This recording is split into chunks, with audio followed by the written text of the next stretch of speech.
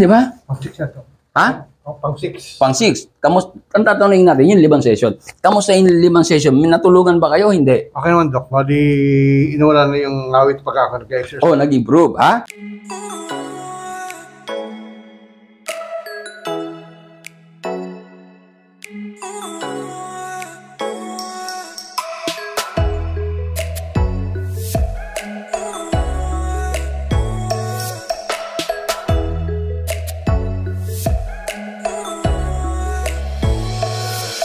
Reminder: Aviso Wellness is a holistic therapy applying scientifically proven from traditional and modern technology. We don't just do chiro or acupuncture alone. We can't just perform chiropractic adjustments casually because it can potentially harm your body. Aviso Wellness Clinic first determines the origin of your illnesses before accepting patients. It's only then that we'll know what procedure to apply to you, involving around 5 to 6 processes. Expect this to last for 6 to 7 hours to elevate our safety standards and ensure the therapy's effectiveness. Sandali. So, stroke tayo, di ba? Kasi dati naglalakad ako sa park sa amin. Gusto ko maglakad-lakad ulit. Sige. Titingnan ko muna. Pero, isa-isahin muna natin kung paano kayo nag-improve, ha? Yung pagsasalita nyo ba, hindi na-apektuhan? Hindi naman, Doc.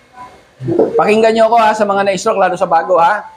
Yung ayokong paulit-ulit tayo, pag narinig nyo to, halos hindi ko na uulitin para mapabilis kasi abutin tayo ng 8 oras dito. Tatagal tayo pare-pareho, eh. Una, tingnan nyo, pag na-stroke, 3 bahagi ng katawan ang ating aayusin, ha? We try our best, ano? Ito, top, middle, pababa. Ano yun dito? Una, tetesin natin yung pagsasalita. Dapat masabi nyo yung chicken soup, ironworks.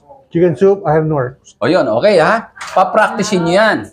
Chicken soup, ironworks. Tapos, kailangan makakabilang kayo ng 1 to 1,000 na walang lalagpasan. Kasi ang na-stroke, tandaan nyo, yung memory, mula maliit pa tayo, 1 years old, may memory na yan, natatandaan natin.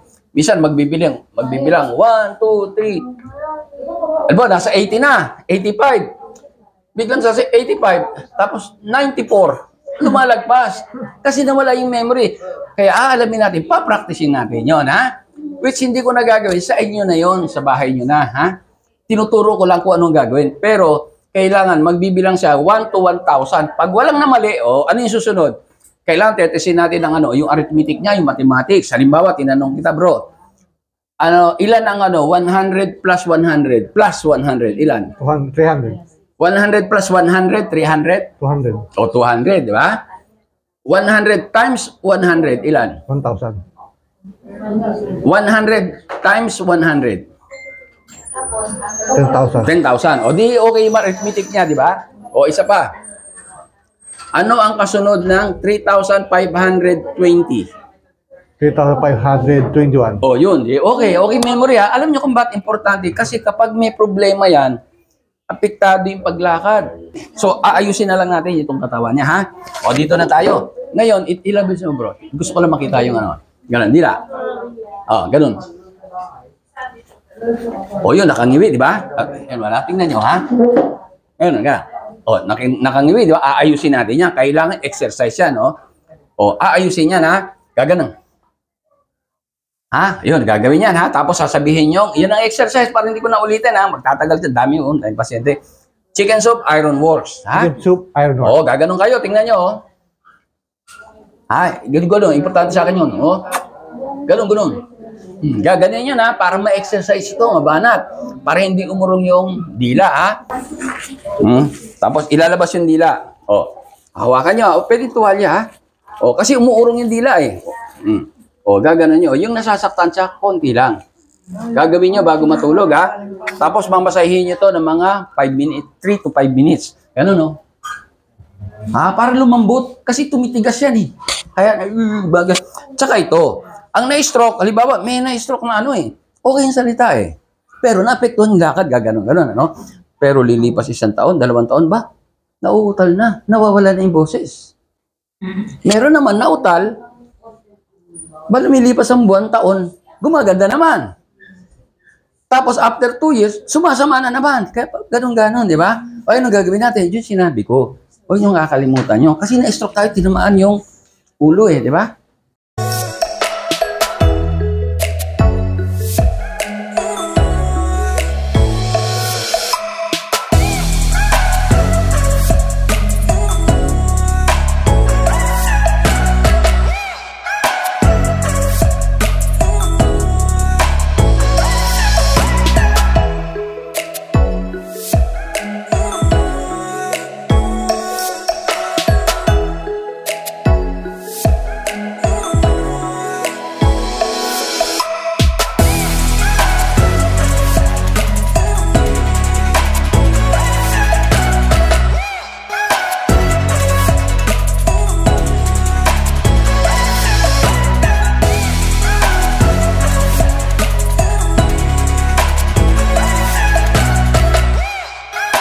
Sipon pa lang, spray nyo. Sino sinisipon dito?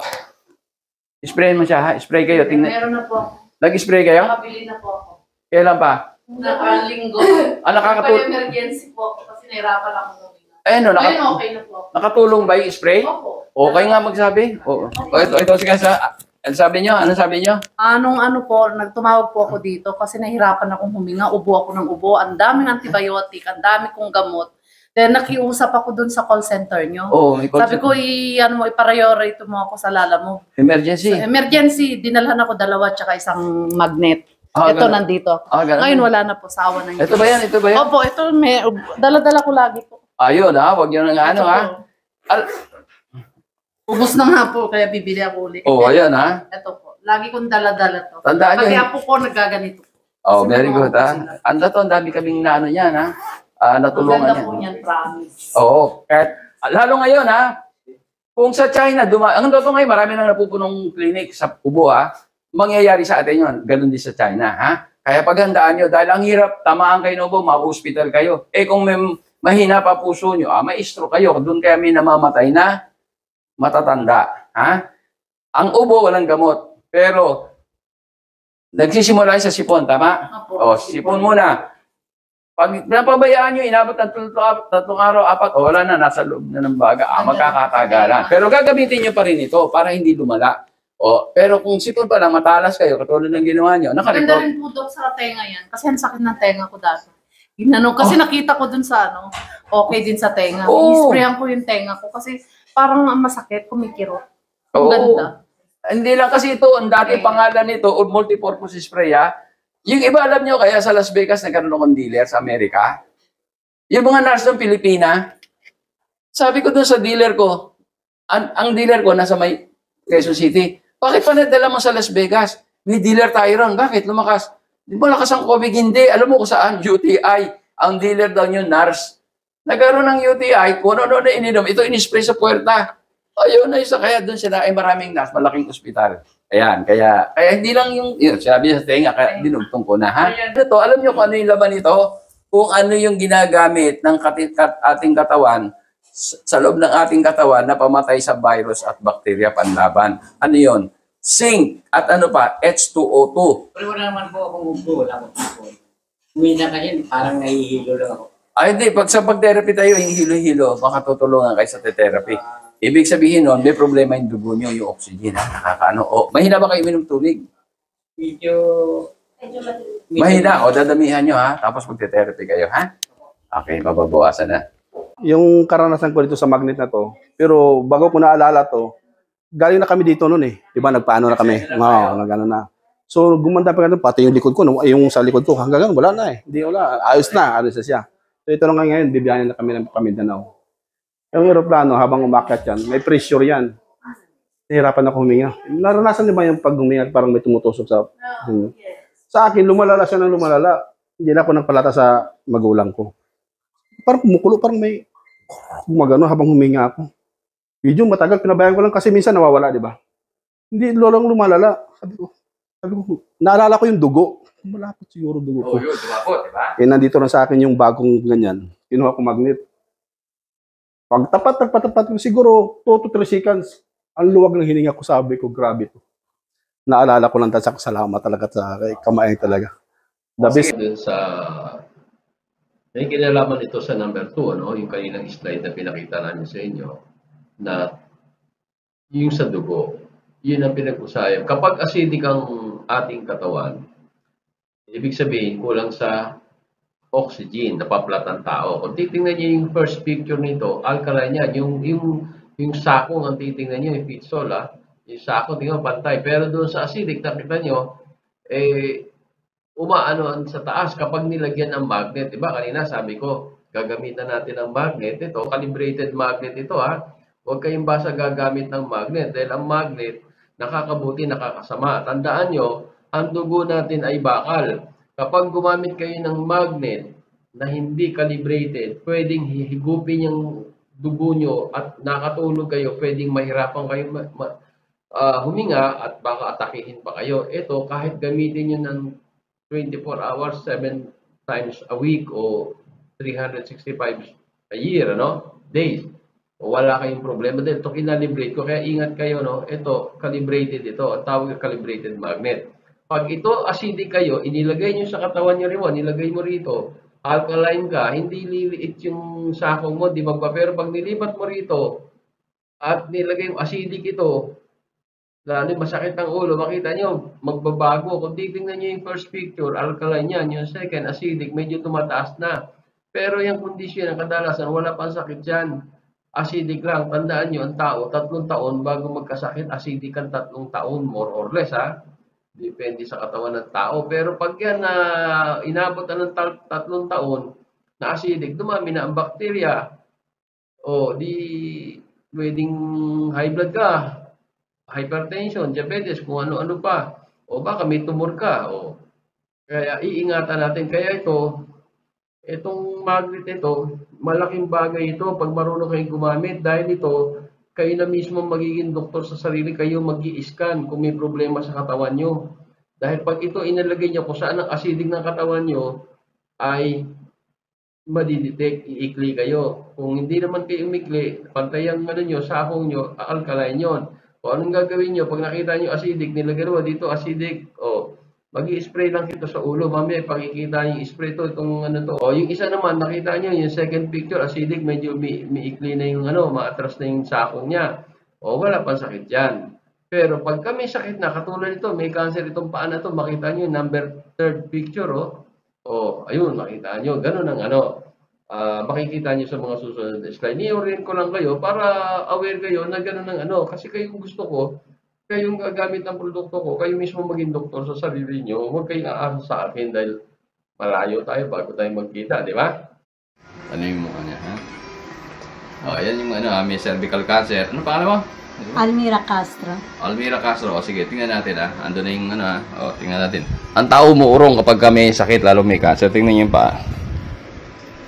Di ba? Ito, pumasok ito, hinatak ito. Makita nyo? Okay, gagawin natin, spray natin, kunin mo yung spray. Spray sa ulo, Alisin mo na yung magnet. Okay. Tingnan natin, kung magre-response yan, Pero pagka nagaganyan ako, umuukay ang pakiramdam ko. Kaya may ganito kasi. Importante yan, Yan, sige. Okay.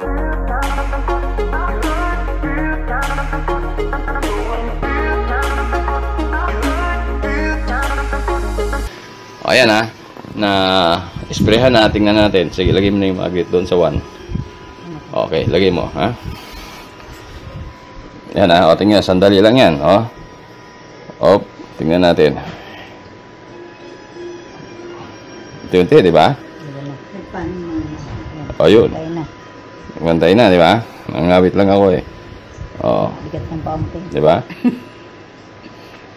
Yun ang sinasabi ko, Kaya malaking pag-asa. Napansin natin na maikli doon sa area na yon, so acidic yon, lumapot ang dugo doon, maraming bakterya doon, walang oxygen doon, Doon tayong sariling doktora, kaya yung iba, lahat naman tayo may cancer, ang totoo Kaya lang maliit lang yung iba. Katulad ko, wala naman akong tumor, di maliit pa, kasi nga yung doktor natin gumagana.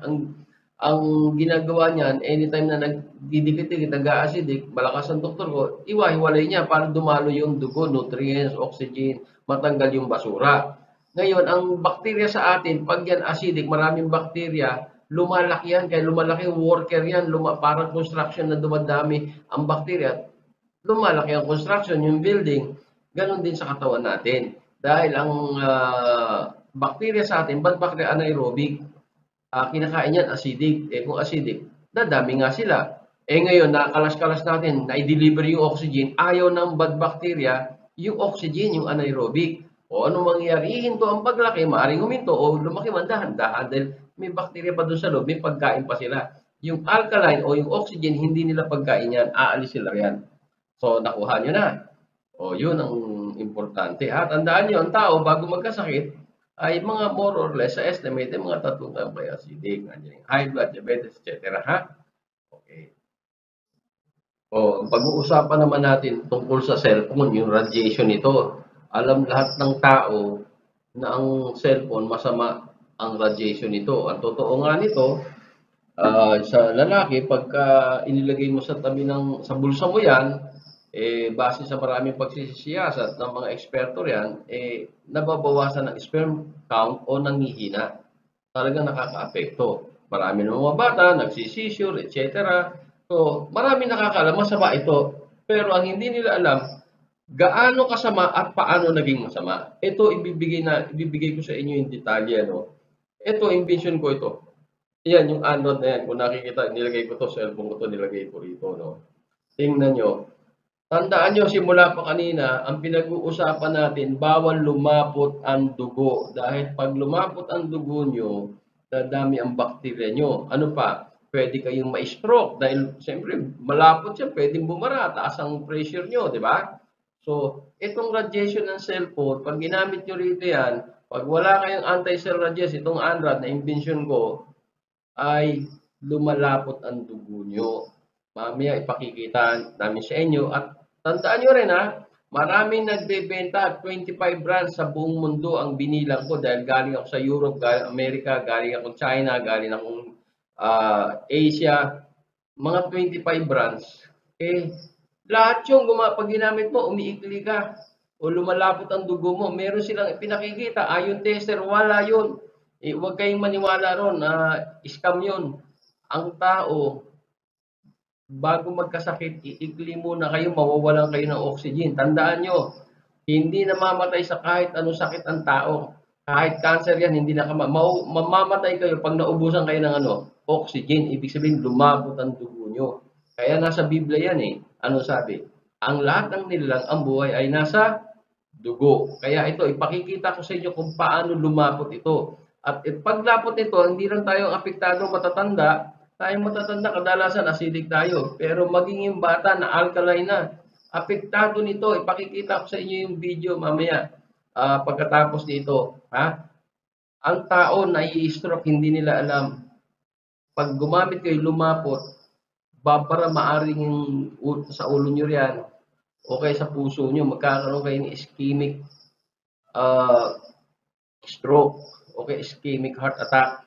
Babara yan, hanggang sa pumutok yung ugat nyo, magiging hemorrhagic stroke na yan, o hemorrhagic heart attack na yan.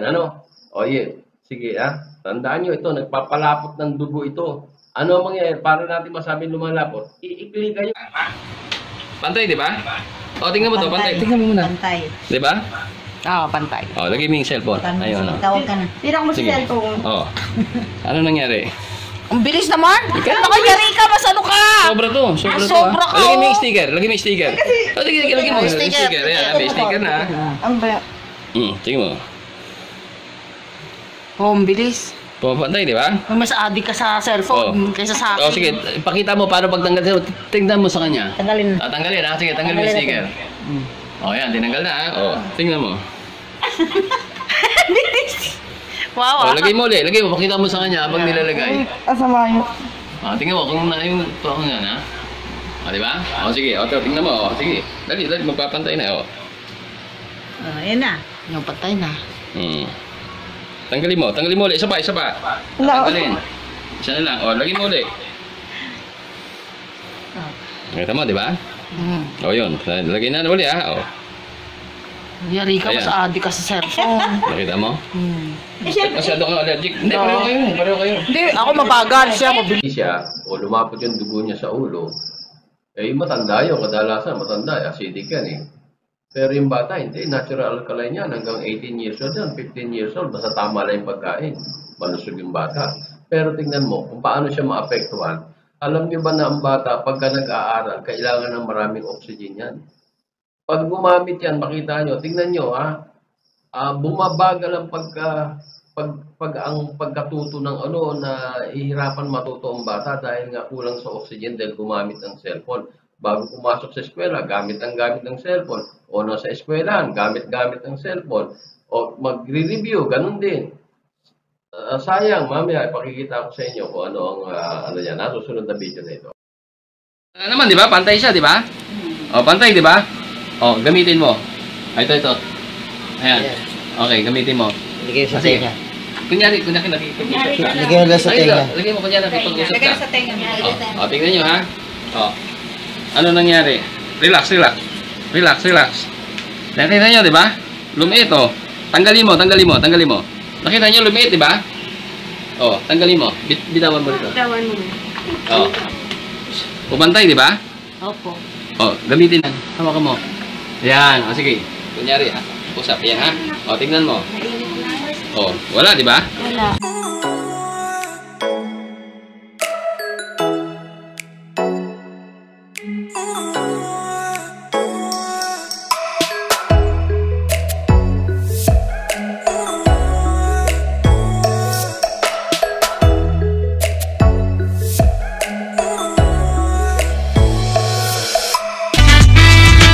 Ilang mga natatanging Pinoy sa bansa ginawaran ng pagkilala sa katatapos lang na Bravo Philippine Awards na ginanap sa Manila Hotel. Basta binigyang pagkilala yung Pinoy inventor na si Ismael Aviso Sr. bilang Inventor of the Year at kanyang anak na young entrepreneur na ginawaran ng Excellence in Business. First of all, I'm very thankful na binigyan tayo ng pagkakataon ni Bravo Filipino na maging part of awardee of this year to be Excellence in Business. So I'm very happy na nakasali yung business namin dito. Nagpapasalamat ako maraming. Una sa Diyos, siyempre. Pangalawa, sa mga organizer nito, nakilala nila yan. Lalo-lalo na sa panahon ng pandemic.